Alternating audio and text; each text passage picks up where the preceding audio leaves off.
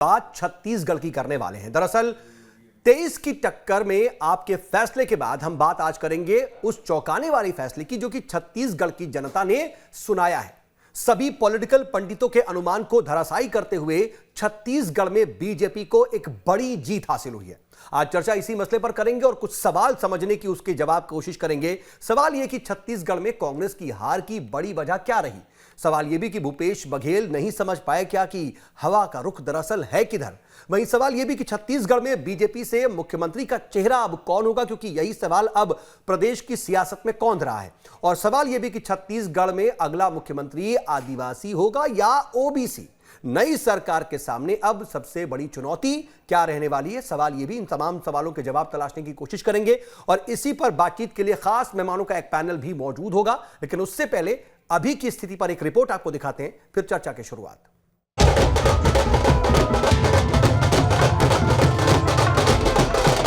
इस बार जिन 5 राज्यों में विधानसभा चुनाव हुए उनमें सबसे ज्यादा छत्तीसगढ़ के नतीजों ने चौंकाया। कहा जा रहा है कि छत्तीसगढ़ में खुद बीजेपी को भी ऐसे परिणामों की उम्मीद नहीं थी।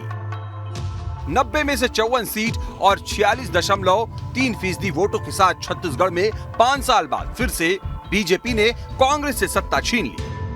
दूसरी तरफ कांग्रेस 71 सीटों से 35 सीटों पर सिमट गई। बहरहाल आगे बढ़ने से पहले छत्तीसगढ़ चुनाव परिणाम से जुड़ी बड़ी बातों पर नजर डालते हैं। मसलन इस बार डिप्टी सीएम समेत 8 मंत्री चुनाव हारे, सिर्फ 3 ही जीत पाए। कांग्रेस ने जिन 22 विधायकों के टिकट काटे थे वहां 15 हार गए। विधायकों का टिकट काटना कांग्रेस को भारी पड़ गया। टीएस सिंहदेव महज 94 वोट से हार गए। यहां नोटा को 2168 वोट मिले। कांग्रेस की 43 सीटें बीजेपी ने छीनी। पीएम ने जहां सभाएं की वहां बीजेपी जीती। जहां राहुल प्रियंका की सभा हुई वहां ज्यादातर पर कांग्रेस की हार हुई। बहरहाल अब जब बीजेपी को प्रचंड बहुमत मिल गया है तो चर्चा इस बात की हो रही है कि छत्तीसगढ़ का अगला मुख्यमंत्री कौन होगा। तो रेस में कई नाम चर्चा में हैं। मसलन ओबीसी चेहरा और बिलासपुर से सांसद अरुण साव, पूर्व मुख्यमंत्री रमन सिंह, पूर्व नौकरशाह और पहली बार जीत कर आए ओपी चौधरी, आदिवासी चेहरा विष्णुदेव साय और सांसद रेणुका सिंह के नाम इस रेस में शामिल हैं। तो नाम कई है लेकिन मुख्यमंत्री तो कोई एक ही बनेगा। ऐसे में मुमकिन है कि अब इन नामों में से किसी एक नाम को फाइनल करने से पहले जातिगत समीकरणों को भी खंगाला जाए। दरअसल छत्तीसगढ़ में विधानसभा चुनाव के नतीजे बताते हैं कि इस बार राज्य में दलितों ने कांग्रेस पर ज्यादा भरोसा जताया। एससी वर्ग के लिए आरक्षित 10 में से 6 सीटों पर कांग्रेस को जीत मिली, जबकि बीजेपी सिर्फ 4 सीटें ही जीत पाई। वहीं अनुसूचित जनजाति यानी आदिवासी वर्ग के लिए आरक्षित प्रदेश की 29 में से बीजेपी को 16 और कांग्रेस को 12, जबकि गोंडवाना गणतंत्र पार्टी को 1 सीट मिली है। तो यही वजह है कि इस बार चर्चा ये भी है कि छत्तीसगढ़ में किसी आदिवासी चेहरे का नाम भी आगे किया जा सकता है। Team news state.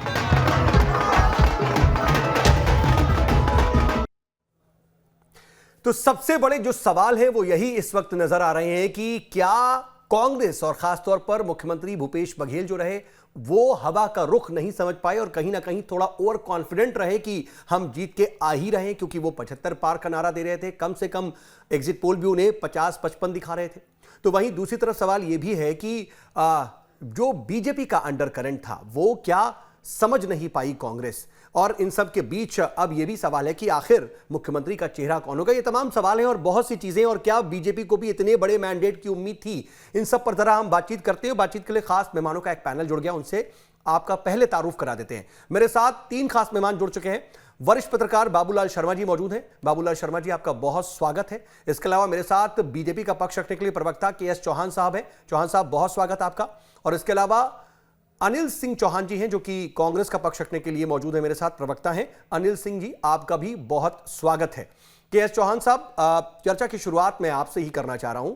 सबसे पहले तो आपको बधाई, लेकिन यह भी समझना चाहता हूं कि क्या इस मैंडेट का आपको भी इशारा था, इसकी उम्मीद थी कि इतना बड़ा जनादेश आ जाएगा, अपना ही रिकॉर्ड टूटेगा? देखिए साउथ भाई, सबसे पहली बात तो यह है कि ये कोई पासिंग मार्क्स नहीं है और ये कोई तीर में तुक्का नहीं था। अगर हम ये देखें कि अनएक्सपेक्टेबल कोई चीज हो गई है तो ऐसा नहीं बोल सकते हैं, क्योंकि शनि ये छत्तीसगढ़ की जनता के बीच में ये मैसेज जा रहा था और छत्तीसगढ़ की जनता ने, ये बहुत ही खुशी की बात है कि छत्तीसगढ़ की जनता इतनी जागरूक हो गई है कि जागरूकता के हिसाब से उन्होंने अपना ये निर्देश सुनाया है। आप अगर जनता को जनता नहीं समझेंगे तो वो भी आपको सरकार को सरकार नहीं समझेगी। ये जनता ने बता दिया है और ये क्लियर कट मैसेज है। ये क्लियर कट मैसेज है कि अब ये हर पार्टी के लिए मैसेज है कि अब हम जो जनता के लिए काम करेगा वही इसमें भागीदार रहेगा। ठीक है, के चौहान साहब, मैं आता हूं आपके पास क्योंकि मेरे साथ इस वक्त आपको टीवी स्क्रीन पर दिख भी रहे होंगे बृजमोहन अग्रवाल साहब भी जुड़ चुके हैं, जो कि पूर्व मंत्री हैं, एक बार फिर से चुन करके आए हैं रायपुर दक्षिण से। बृजमोहन अग्रवाल साहब, बहुत स्वागत आपका न्यूज स्टेट पर। बृजमोहन जी, क्या आवाज मिल पा रही है आपको? नमस्कार जी। बृजमोहन जी, मैं आपके ही पास आ रहा हूं। सबसे पहले तो आपको बधाई, आप एक बार फिर से आपके भी चुने जाने पर और आपको इतने बड़े मैंडेट के लिए भी। जी, लेकिन मैं आपसे कुछ सवाल पूछूं, यही समझना चाह रहा हूं सबसे पहले कि कल जब रिजल्ट आ रहा था तो सर कैसा लग रहा था, क्या मन में विचार थे?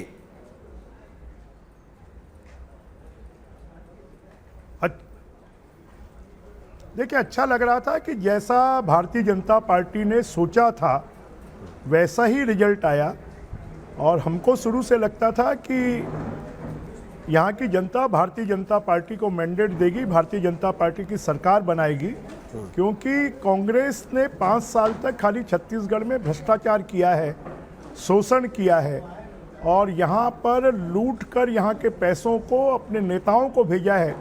छत्तीसगढ़ के विकास के लिए उन्होंने कोई काम नहीं किया है और मोदी जी ने जो गारंटी दी है उस पर हमको विश्वास था कि उसके दम पर जनता, छत्तीसगढ़ की जनता भारतीय जनता पार्टी को जिताएगी और सरकार बनाएगी। जैसा हमको विश्वास था जनता ने वैसा ही किया है।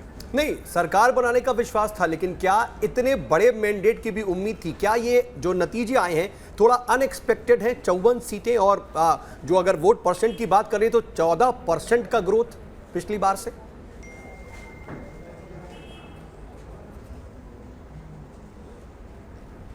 नहीं, ये अनएक्सपेक्टेड नहीं है। हमको उम्मीद थी कि 52 से 55 सीटें आएंगी और लगभग उसके नज़दीक सीटें आई हैं और इसलिए ये हमको ऐसे नतीजे की उम्मीद थी और वही नतीजा आया है।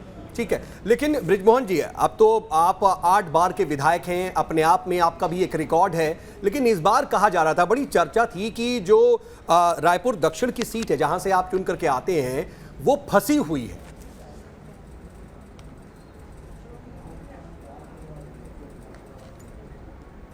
देखिए, फंसी हुई नहीं थी। ये तो कांग्रेस ने और मीडिया ने ऐसा माहौल बनाने का प्रयास किया।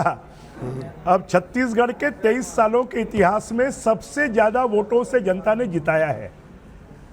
शायद कांग्रेस के लोग सोचते थे कि पैसे के दम पर, भय के दम पर, दादागिरी के दम पर, सरकार के दम पर वो जीत जाएंगे। जनता ने बता दिया कि लोगों के दिल जीत कर आप चुनाव जीत सकते हैं। लोगों को पैसे में आप खरीद नहीं सकते, आप लोगों को डरा नहीं सकते, लोगों में भय पैदा कर आप उनका वोट नहीं ले सकते। लोगों ने छत्तीसगढ़ के विकास के लिए और रायपुर के विकास के लिए, क्योंकि पिछले 5 सालों में रायपुर का विनाश हुआ, विकास नहीं हुआ।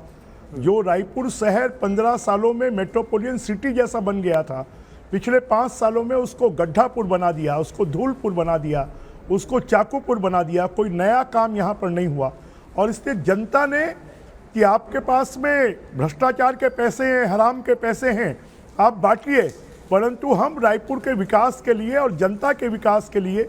और जो कांग्रेस का जो प्रत्याशी थे उन्होंने तो खुद ने कहा कि मैं चुनाव नहीं लड़ना चाहता, मुझे ज़बरदस्ती यहाँ से चुनाव लड़वाया जा रहा है। और जो चुनाव नहीं लड़ना चाहते जनता उनको क्यों वोट देती? मुझे अब तक मेरे रिकॉर्ड हैं कि मैं 6वां चुनाव 35,000 वोट से जीता था और 8वां चुनाव उसके दुगने से ज़्यादा वोटों से, लगभग दुगने वोटों से जनता ने जिताया है। तो मैं ये मानता हूँ ये मेरी जीत नहीं है, ये रायपुर की और छत्तीसगढ़ की जनता की जीत है। और गुंडागिर्दी, दादागिरी और मुख्यमंत्री के गुर्गे जिस प्रकार से रायपुर में भया दोहन करते थे, रायपुर में अवैध कारोबार करते थे, अफीम का, गांजे का, चरस का, कोकीन का, मार्फिन का, यहाँ पर चाकूबाजी होती थी, यहाँ पर गोलियां चलती थी, उसके विरोध में जनता ने वोट दिया है। जी हाँ, लेकिन अगर आपने इतनी बातें कही हैं और आपने बताया कि आपको अंदाजा भी था इतने वोट का, लेकिन क्या फैक्टर आपके नजर में है जिसकी वजह से आपको इतना बड़ा जनादेश मिला? क्योंकि 15 साल आपकी सरकार देखी थी, उसके बाद कांग्रेस को मौका दिया था, 5 साल में ही जनता का मोहभंग हुआ क्या? और आपको कौन से ऐसे बड़े फैक्टर नजर आते हैं जिसकी वजह से दोबारा आप इतने बड़े मैंडेट के साथ आए?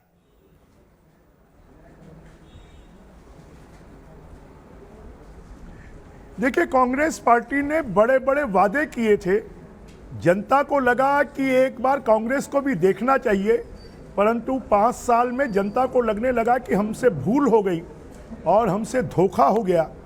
कांग्रेस ने कोई डेवलपमेंट के काम नहीं किए, ना गांव में भी नहीं किए, शहरों में भी नहीं किए। और छत्तीसगढ़ की जनता ने सबसे बड़े फैक्टर तो जो भूपेश बघेल की सरकार है, उस सरकार ने पूरे छत्तीसगढ़ को देश भर में बदनाम कर दिया कि सबसे भ्रष्ट सरकार कोई है तो वो छत्तीसगढ़ की कांग्रेस की भूपेश बघेल की सरकार है, जिसमें शराब घोटाला होता है, जिसमें कोयला घोटाला होता है, जिसमें रेत घोटाला होता है, जिसमें डीएमएफ घोटाला होता है, जिसमें पीएससी घोटाला होता है, जिसमें महादेव ऐप के नाम पर छत्तीसगढ़ के नौजवानों को लूटा जाता है, जहां पर धान घोटाला होता है। और साथ में फिर जब बीजेपी ने अपना घोषणा पत्र लाया, मोदी जी की गारंटी दी कि महिलाओं को हम 12,000 रुपये साल का देंगे, 500 रुपये में गैस के सिलेंडर देंगे, अगर किसी घर में लड़की पैदा होगी तो 1.5 लाख रुपए उसके खाते में जमा होंगे, किसानों को 3100 रुपये में 21 कुंटल हम धान खरीदेंगे, एक मुश्त अतिरिक्त राशि देंगे, 2 साल का बोनस देंगे और हम छत्तीसगढ़ को अपराध मुक्त बनाएंगे, भय मुक्त बनाएंगे और छत्तीसगढ़ का विकास करेंगे। 21 लाख लोगों के घर को छीन लिया प्रधानमंत्री आवास को, 16 लाख शहरी आवास, 16 लाख ग्रामीण आवास, 5 लाख शहरी आवास। हमने कहा कि हम 21 लाख लोगों को घर देंगे, तो लोगों ने मोदी जी की गारंटी के ऊपर में विश्वास किया और इसलिए कांग्रेस पर विश्वास नहीं किया और इसलिए इतना बड़ा मैंडेट भारतीय जनता पार्टी को दिया और भारतीय जनता पार्टी को जिताया है। ठीक है, लेकिन इन सब के बीच देखिए बृजमोहन जी, अब जो सरकार के शेप की बात हो रही है कि सरकार गठन को लेकर के कवायद हो रही हैं, ओम माथुर साहब वगैरह जो है अब वो दिल्ली गए हैं, पहले यहाँ पर ही विधायक दल की बैठक होने वाली थी। तो मैं अगर आपसे पूछूं, आपका एक लंबा अनुभव है और लंबे समय से राजनीति में रहे हैं, पूर्व मंत्री रहे हैं, छत्तीसगढ़ में कैसा मुख्यमंत्री होना चाहिए?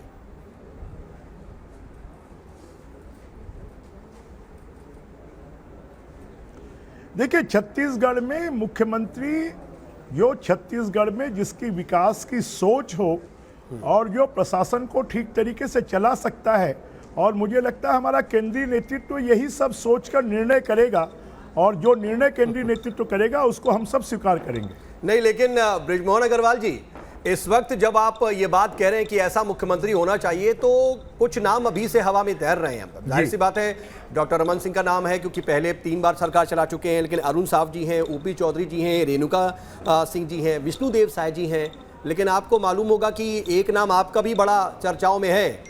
तो क्या मैं ये मानूं कि मैं भावी मुख्यमंत्री से बात कर रहा हूं? ऐसी उम्मीद भी है?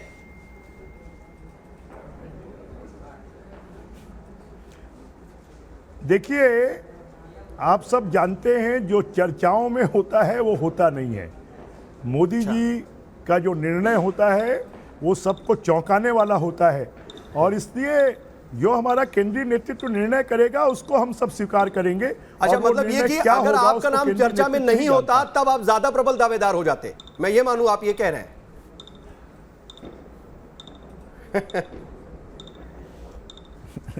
मैं ये नहीं कह रहा हूं कि निर्णय क्या होगा, इसका कोई प्रिडिक्शन करना मोदी जी, अमित शाह जी और नड्डा जी के लीडरशिप में ये किसी के लिए भी संभव नहीं है और आपने पहले भी देखा है और आगे भी ऐसी आपको देखने मिलेगा।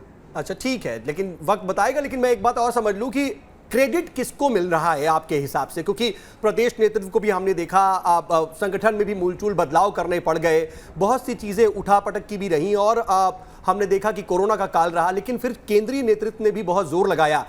इस जीत के पीछे सबसे बड़ा क्रेडिट क्या सिर्फ केंद्रीय नेतृत्व को ही है या फिर प्रदेश में भी आप लोग या फिर प्रदेश के जो संगठन के नेतृत्व में था उनको भी क्रेडिट मिलता है आपके हिसाब से? देखिए, क्रेडिट तो हम सबसे ज़्यादा कहना चाहेंगे कि भारत के सर्वश्रेष्ठ नेता और जिनको विश्व अपना नेता मान रहा है, ऐसे मोदी जी के नेतृत्व में और मोदी जी की गारंटी ने बहुत बड़ा काम किया है। साथ में हमारे कार्यकर्ताओं ने भी पिछले 2 साल से अथक परिश्रम कर मेहनत कर सरकार के खिलाफ आंदोलन, धरने, प्रदर्शन किए हैं और साथ में प्रदेश के नेतृत्व ने भी पूरी मेहनत की है। यहाँ पर मोदी जी के साथ साथ अमित शाह जी, हमारे राष्ट्रीय अध्यक्ष जगत प्रकाश नड्डा जी, ओम प्रकाश माथुर जी, मनसुख मंडाविया जी, नितिन नवीन जी, हमारे प्रदेश के अध्यक्ष अरुण साव जी और पूरी लीडरशिप ने एकजुट होकर काम किया और उसका परिणाम आया है कि भारतीय जनता पार्टी। ठीक है सर, तो मेरे साथ कुछ और मेहमान भी है सर, मैं उनसे भी जरा बात कर लूं। इसलिए आखिरी सवाल सर आपसे मैं पूछना चाह रहा हूं कि बृजमोहन अग्रवाल जी अपने आप को किस भूमिका में देखते हैं आगे?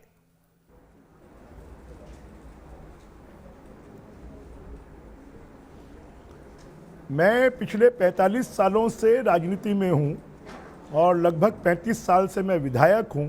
4 बार मंत्री रह चुका हूं। मुझे पार्टी ने बहुत कुछ दिया है और मुझे जो भूमिका पार्टी देगी उस भूमिका का मैं निर्वहन करूंगा। अच्छी बात है, ये बारे में निर्णय मैं नहीं करता हूं। मेरे तो आपकी शालीनता है, लेकिन एक बात कही भी जाती है, थोड़ा है, थोड़े की जरूरत है, लेकिन ठीक है, देखेंगे कि आपको क्या भूमिका मिलती है। आपको आगे के लिए भी बहुत शुभकामनाएं। हमारे साथ जुड़ने के लिए भी आपका बहुत बहुत शुक्रिया। लेकिन अब जरा बाकी मेहमानों के पास चलें और अनिल सिंह चौहान जी हमारे साथ मौजूद हैं। अनिल जी, हवा का रुख समझ नहीं पाए, थोड़ा ओवर कॉन्फिडेंट हो गए क्या? 60+, 75+, तमाम बातें कहते रह गए और 75 से आधे से भी कम हो गया आपको। देखिए सऊद जी, ऐसा कहीं नहीं है कि हमारा कहीं से जो सोच थी या हमारी जो प्लानिंग थी वो फेल हुई।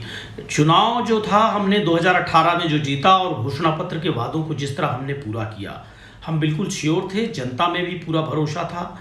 रहा सवाल कि हम क्या नहीं हाथ पाए, तो देखिए मैं व्यक्तिगत तौर पर अभी तक जो चीज़ें समझ पाया हूँ, जिस तरह वोटों के ध्रुवीकरण का खेल हुआ, चाहे आप बस्तर क्षेत्र में चले जाइए तो लाशों को दफनाने के नाम पर वहाँ क्रिश्चियन कम्युनिटी के साथ कट्टरता और नफरत फैलाने का काम हुआ। आप कवर्धा और इस तरफ आ जाएं तो चाहे ईश्वर साहू का आप केस देख लीजिए साजा में, चाहे विजय शर्मा देख लीजिए जो कहते थे कि मैं मुस्लिमों को घर में घुस के काट दूंगा, उस व्यक्ति को टिकट देना और वोटों के ध्रुवीकरण का ये पूरा खेल प्रदेश में जो चला जिस तरह से।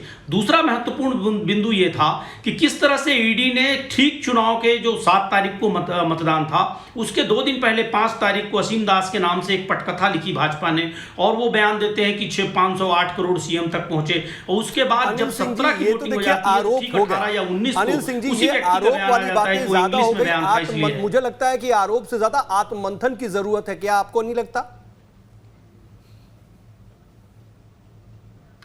मेरे ख्याल से देखिए आत्ममंथन इस बात की जरूरत है कि जैसे अंग्रेजों ने फूट डालो और राज करो की नीति अपनाई, भारतीय जनता पार्टी पूरे हिंदुस्तान में वही चल रहा है। अभी देखिए बृजमोहन अग्रवाल जी ने कहा कि हमारे कार्यकर्ता 2 साल तक धरना प्रदर्शन करते रहे, 5 साल में विपक्ष में थे। आप वरिष्ठ पत्रकार हैं, मुझे 4 बड़े आंदोलन भारतीय जनता पार्टी के बता दीजिए जो राजकीय स्तर पर हुए हों, राज्य स्तर पर हुए हों।